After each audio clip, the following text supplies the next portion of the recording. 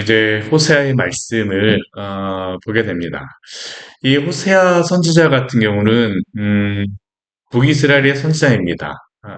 뭐 이제 우리가 이제 본문을 통하여서 보게 되겠지만 이 북이스라엘의 선지자가 그렇게 많이 나오진 않았지만 하나님께서 이 북이스라엘의 선지자들을 세우시는 그러한 때가 있어요. 언제 많이 북이스라엘뿐만 아니라 남유다도 그렇고 하나님께서 선지자들을 많이 세우실 때가 언제냐 하면 그 나라가 위기를 겪을 때입니다.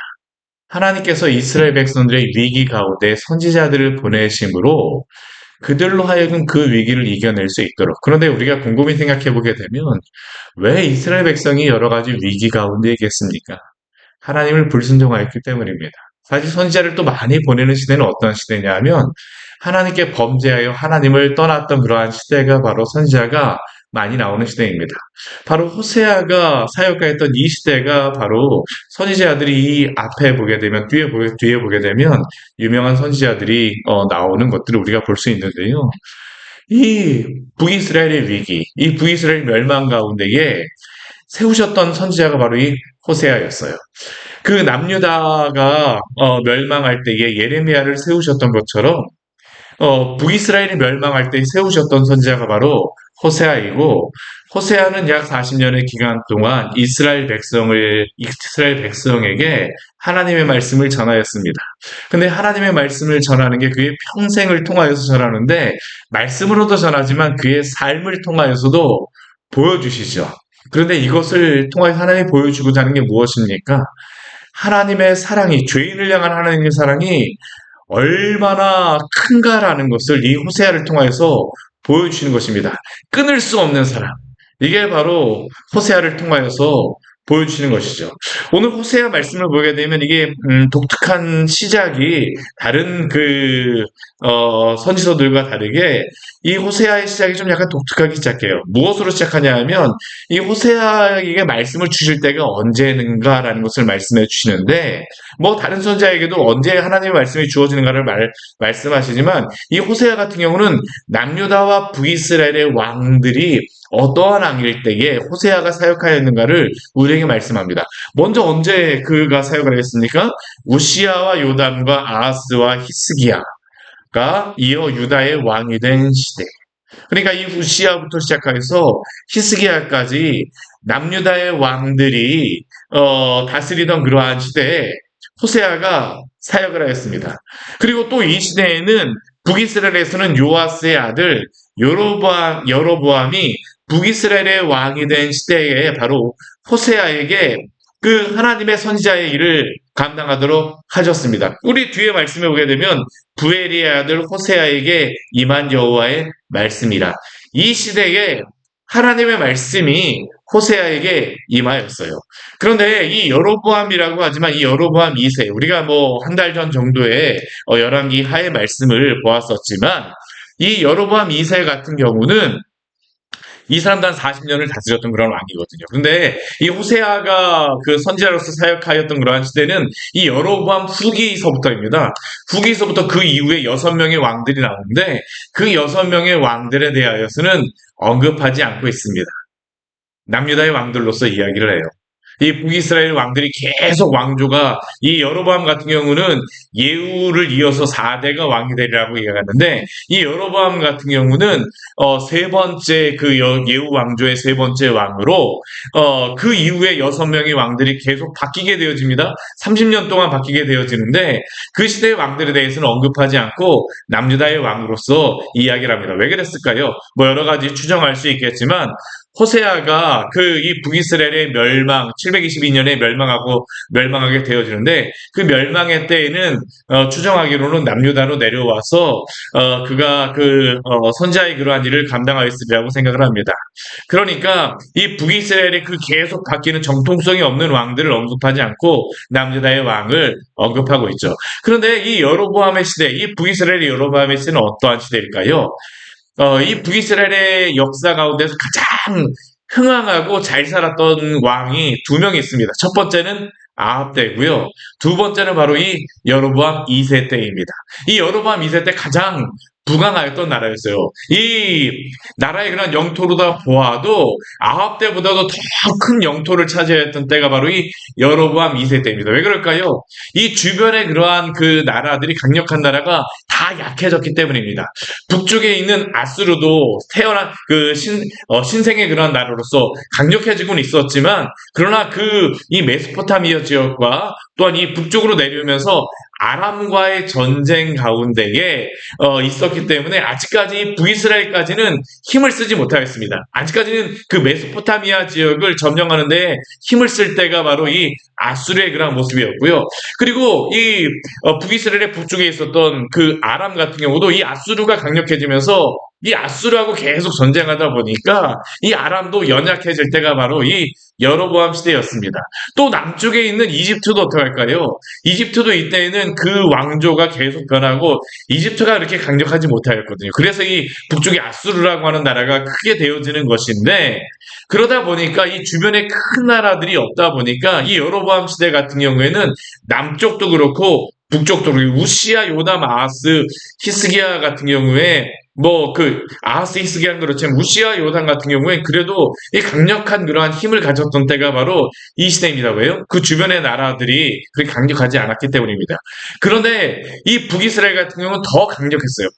부강한 나라였죠. 그때에 하나님의 말씀이 호세아에게 임한 것입니다. 근데 우리가 보면 어떻습니까? 부강할 때 하나님 잘 믿습니까? 잘 살 때 우리가 하나님 잘 믿습니까? 그렇지 않아요. 바로 이 여로보암 시대 때가 바로 그것입니다. 풍요로움에 취하였습니다. 풍요로움에 취하면서 그들은 어떻게 하였을까요? 우상숭배에 더욱더 몰두하였습니다. 이스라엘 백성 자체가 음란한 백성이 되어버렸죠. 그 가운데 하나님께서 호세아를 부르셨습니다. 그리고 호세아에게 여호와의 말씀이 임하였어요. 우리 2절 말씀해 보게 되면 그래서 여호와께서 처음 호세아에게 말씀하셨다라고 합니다. 첫 번째 호세아에게 하신 말씀. 이때 하나님께서 호세아를 선지자로 부르시고 호세아를 세우실 때 아마 이 북이스라엘 같은 경우는 엘리야, 엘리사 시대를 선지면서 선지 학교가 있었기 때문에 호세아도 아마 그러한 곳에서 공부를 하며 준비하지 아니하였을까라는 그러한 생각을 해보곤 하는데 이 호세아 같은 경우는 그렇게 호세아 그 하나님의 선지자로서 부름을 받았을 때 마음속에 어떠한 마음이 있었을까요? 그래. 내가 이 패역한 시대, 이 음란한 시대에 하나님의 거룩한 선지자로서 하나님의 일을 하고 싶다. 이러한 게 바로 호세아의 마음에 있었던 그런 소원함 아니겠습니까? 그리고 그러한 가운데 하나님께서 호세아를 부르시고 호세아에게 말씀하셨습니다. 근데 놀랍게도 하나님의 말씀이 참 호세아에게는 충격적인 말씀을 하십니다. 뭐라고 호세아에게 말씀하십니까? 우리 2절 뒤에 말씀해 보게는 여호와께서 호세아에게 이르시되 뭐라고 말씀하십니까? 너는 가서 음란한 여자를 맞이하여 음란한 자식들을 낳으라. 야, 이게 말이 되어지는 것입니까? 타락한 시대에 음란한 시대에 하나님의 선지자로서 살아가고 싶은데 놀랍게도 하나님께서는 그 호세아 선지자에게 뭐라고 말씀하시냐면 음란한 여자를 아내로 맞이하고 음란한 자식들을 낳으라고 말씀하십니다. 이게 호세아의 사역에 도움이 될까요? 인간적으로 생각해 보게 되면 이것은 호세아 선지자의 사역에 굉장히 큰 힘이 될 수 있는 그러한 일입니다. 그런데도 불구하고 하나님께서는 호세아에게 음란한 여자를 맞이하라고 말씀하세요. 잠언 31장에 나오는 현숙한 여인이 아니라 음란한 여자를 아내로 맞이하라고 말씀하십니다. 왜 그럴까요? 우리 그 뒤에 보게 되면 그 이유를 알 수 있죠. 이 나라가 여호와를 떠나 크게 음란함이니라. 바로 북이스라엘이 여호와 하나님을 떠나서 크게 음란하였기 때문에 이렇게 아내를 맞이하라고 명령하셨습니다. 우리가 성경에 보게 되면 이스라엘은 하나님의 가족이자 신부로서 묘사되곤 합니다. 교회도 하나님의 신부로서 또한 가족으로서 묘사되고 하는데 이스라엘도 그랬습니다. 이스라엘도 하나님의 가족이자 신부로서 묘사되고 하는데 한마디로 호세아의 맏아들 아내가 음란한 것과 같이 지금 이스라엘이 음란하다는 것을 직접 북이스라엘에게 보여주라는 것입니다. 이제 호세아가 음란한 아내를 맞이하게 되면 주변의 사람들이 호세아에게 와서 질문할 것입니다. 아니 호세아 선지자여, 당신이 하나님의 거룩한 존재로 살겠다라고 하는데 왜 그런 음란한 아내를 맞이하였습니까? 이러한 질문이 있지 않을까요? 당연히 있겠죠. 이제 뒤에 보게 되면 디블라임의 딸 고멜을 맞이한다라고 하는데 이 이름을 이야기한다는 것은 이 고멜이라고 하는 여인이 그 주변에서 모두가 알만한 그런 음란한 여인이라는 것입니다. 추정하기로는 바알이나 아스라의 그러한 신전의 그러한 그 제사장의 그러한 딸이나 그러한 것으로서 추정하기도 합니다. 어떠한 그 음란한 그러한 그것에 영향을 받은 그러한 여인,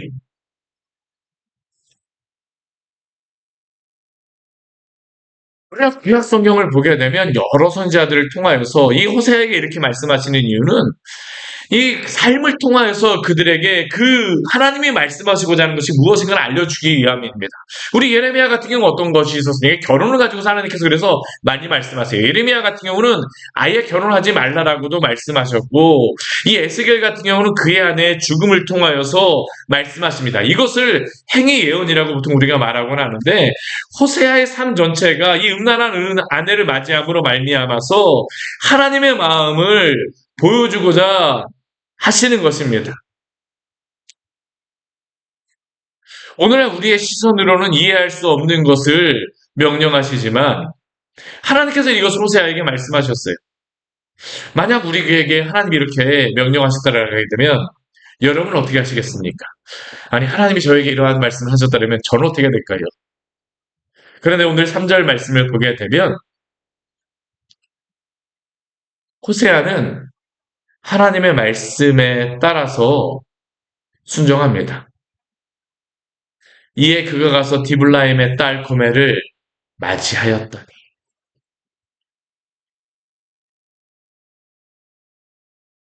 왜 그가 이렇게 결혼합니까? 그 주변의 사람들이 왜 그렇게 음란한 아이를 맞이하였습니까? 라는 질문을 하게 되면 그 주변 사람들에게 대답을 하는 것입니다. 바로 당신들이 하나님 앞에서 이러한 음란한 아내가 되었기 때문에 하나님이 저에게 이 여인을 아내로 맡게 하셨습니다라는 게 바로 이 호세아를 통해서 말씀하시는 것입니다. 당신들이 바로 이 여인과 같습니다. 이게 바로 호세아를 통해서 이스라엘 백성에게 알려주고자 하시는 것입니다. 질문하게 하시고 말씀하게 호세아로 하여금 대답하게 하시는 것이죠.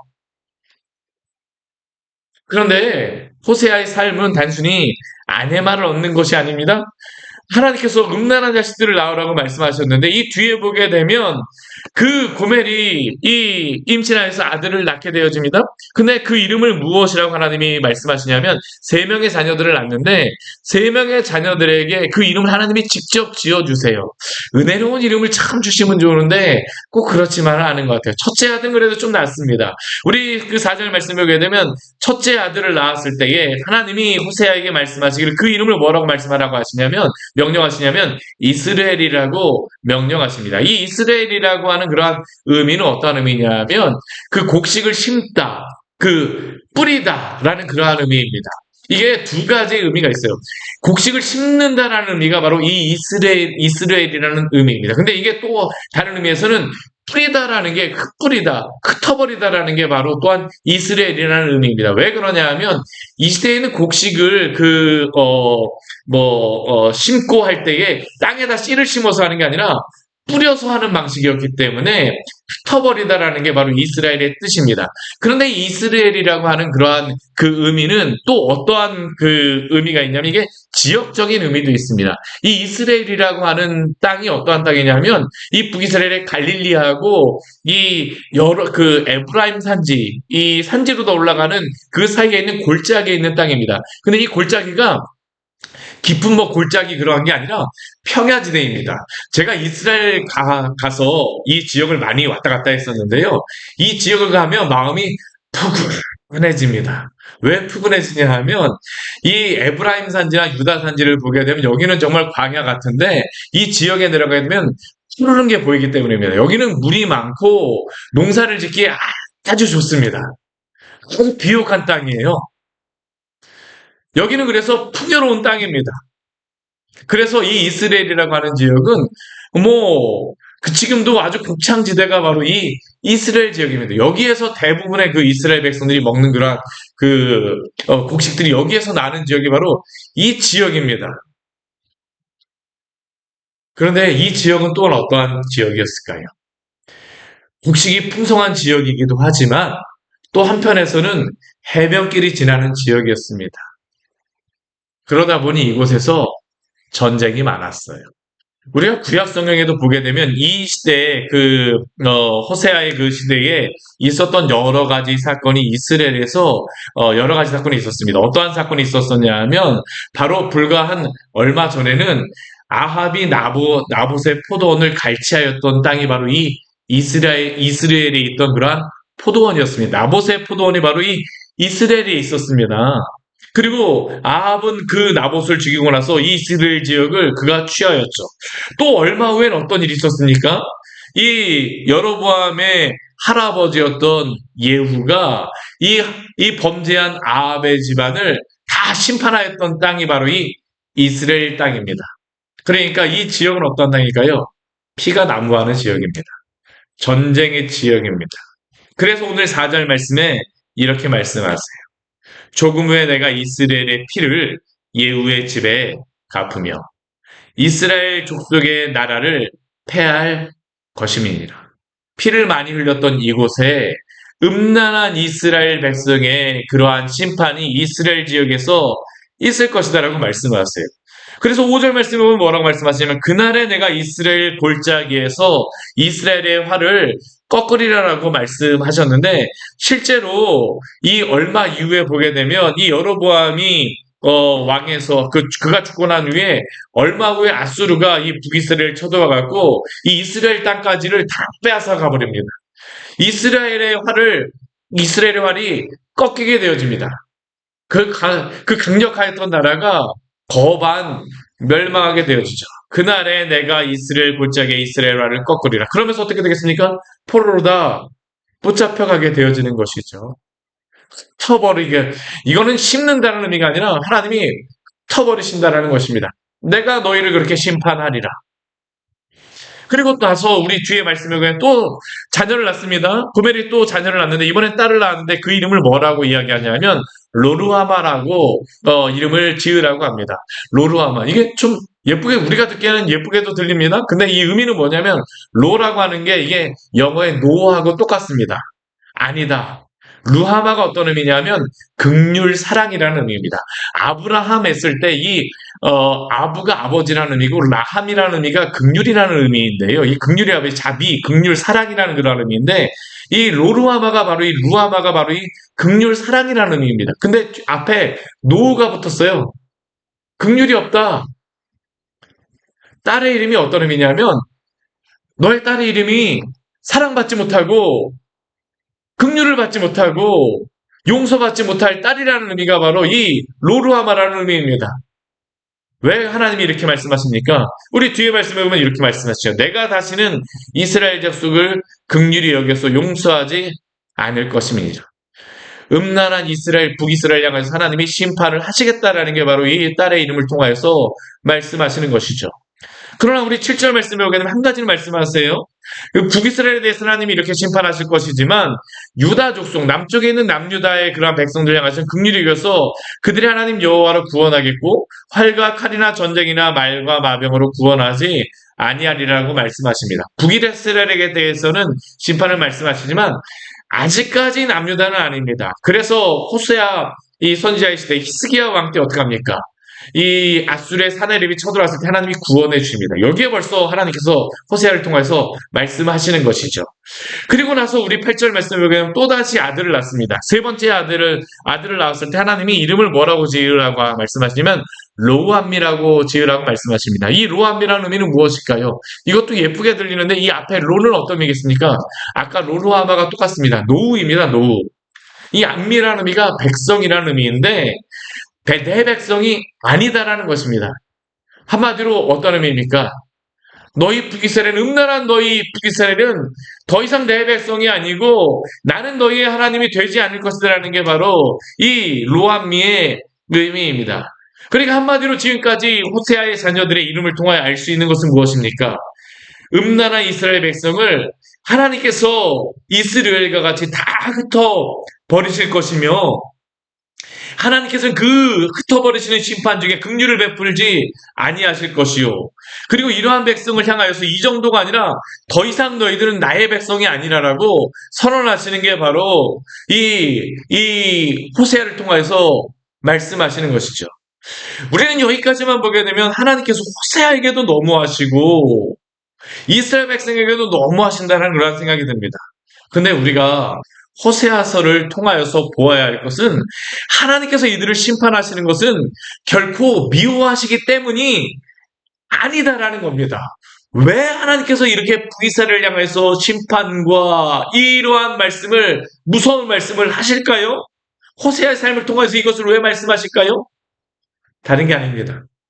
너무나도 그들을 사랑하시기 때문에 이렇게 하시겠다라는 게 바로 호세아의 말씀입니다. 지금까지의 말씀을 보면 믿지 못하시겠다고요? 아니요. 바로 뒤에 10절과 11절의 말씀을 보십시오. 분명히 앞에서 음란한 이 백성을 흩어버리시고 긍휼히 여기지 않으시고 내 백성이 아니라고 하셨는데 그 뒤에 10절의 말씀을 보게 되면 이렇게 시작합니다. 그러나 이렇게 할 것이지만 그러나입니다. 이 그러나의 의미는 무엇이겠습니까? 이스라엘 백성들이 이렇게 음란한 백성이 되고 하나님이 심판하셨지만 그러나 하나님께서 무엇인가를 하시겠다라는 것입니다. 무엇을 하십니까? 우리 뒤에 보게 되면 하나님이 이렇게 말씀하시죠. 이스라엘 자손의 수가 바닷가의 모래같이 되어서 헤아릴 수도 없고 셀 수도 없게 할 것이며 전에 그들에게 이르기를 내 백성이 아니라고 한 그곳에서 그들에게 말씀하시기를 너희는 살아계신 하나님의 아들들이라 할 것이라. 그리고 11절 말씀에서 무엇이라고 말씀하십니까? 이에 유다 자손과 이스라엘 자손이 함께 유다 자손뿐만 아니라 이스라엘 자손 함께 모여서 한 우두머리를 세우고 그 땅에서부터 올라오리니 이스라엘의 날이 크게하겠다라고 하나님께서 말씀하시죠. 이것이 무엇을 의미할까요? 이스라엘 백성이 음란하게 하나님께 범죄하였지만 하나님께서 징계하시는 이유는 심판하시는 이유는 이들을 포기하시는 것이 아니라 오히려 하나님께서는 이들에게 비록 심판과 징계의 그런 모습이 보이지만 하나님의 영광도 속에서 이들을 새로 만들어내어서 반드시 살아계신 하나님의 아들들이라고 불리도록 내가 만들어내시겠다라는 것이 바로 하나님이 호세아를 통하여서 약속하시는 그 말씀이십니다. 너희가 음란한 백성이지만 우리 10절 뒤에 말씀에 보면 뭐라고 말씀하십니까? 너희는 살아계신 하나님의 아들들이라. 내가 너희를 이렇게 만들리라. 내가 이렇게 만들어버릴 거야. 하나님의 포기하지 않는 열심이 바로 이 호세아를 통하여서 말씀하시는 것이죠.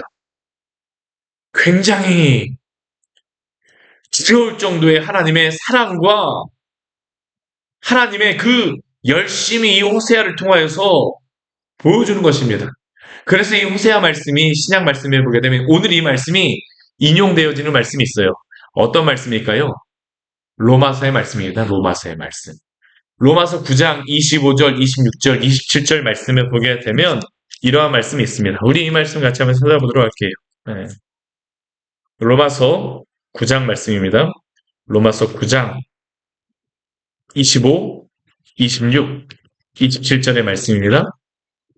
같이 한번 읽어보도록 하겠습니다. 호세아의 글에도 이르기를 내가 내 백성 아닌 자를 내 백성이라 사랑하지 아니한 자를 사랑하는 자라 부르리라. 너희는 내 백성이 아니라 한 그곳에서 그들이 살아계신 하나님의 아들이라 일컬음을 받으리라 함과 같으리라. 또 이사야가 이스라엘에 관하여 외치되 이스라엘 자손의 수가 비록 바다의 모래 같을지라도 남은 자만 구원을 받으리니. 우리 25절 말씀은 완전히 호세아의 말씀을 인용하는 것이고 또한 27절 말씀도 호세아의 말씀을 인용하는 것이죠. 이 말씀이 어떠한 가운데 말씀하시는 것입니까? 이 9장 말씀 같은 경우에는 하나님의 주권에 대한 말씀입니다. 아니, 8장 말씀에서 내가 너희를 결코 끊이지 않는 사랑으로 너희를 붙들리라고 말씀하셨는데 그 9장 말씀에서는 바로 나오는 말씀이 뭐냐면 그러면 왜 이스라엘 백성은 하나님을 믿지 않습니까? 왜 그들이 예수님을 믿지 않습니까? 이 질문을 해요. 그럼 하나님 그들이 버림받은 것이 아닙니까? 하나님이 그러한 질문 가운데 로마서를 통해 9장을 통해서 말씀하시는 내용은 무엇일까요? 그렇지 않다라는 것입니다. 그렇지 않다라는 것이죠. 그들에 향한 하나님의 사랑이 결국 끊어지지 않을 것이다라고 말씀하세요. 무엇을 통하여서요? 호세아 말씀을 통하여서 말씀하시는 것입니다. 그들이 비록 사람이 보기에는 포기되어진 것처럼 보이고 실패한 것처럼 보인다 할지라도 그들이 하나님을 떠나서 음란한 백성이 된 것처럼 보인다 할지라도 그게 아니라는 것입니다. 하나님은 하나님의 포기하지 않은 열심으로 하나님의 그 두렵고 놀라운 그 사랑으로 살아계신 하나님의 아들들로 만들어 버리시겠다. 이게 바로 로마서를 통해서 말씀하셨던 것이고요. 호세아를 통해서 말씀하시는 것이고 또한 우리에게 주시는 말씀임을 믿으십시오. 우리도 동일하지 않습니까? 때때로 내가 실패하였어. 하나님 저 너무나도 힘듭니다. 우리의 삶의 여러 가지 실패와 여러 가지 안 되는 좌절의 모습을 보게 되면 하나님이 나를 사랑하시지 않으셔서 이러한 것이 아닐까? 아닙니다. 내가 세상에서 이렇게 실패하였는데 하나님이 나를 잃어버리신 것이 아닐까? 아니요. 하나님께서는 이 호세아 말씀을 통해서 로마서 말씀을 통해서 오늘도 말씀하시는 것이 무엇입니까? 당신의 주권 가운데 택하신 자들을 끝까지 책임지시고 인도하실 것입니다.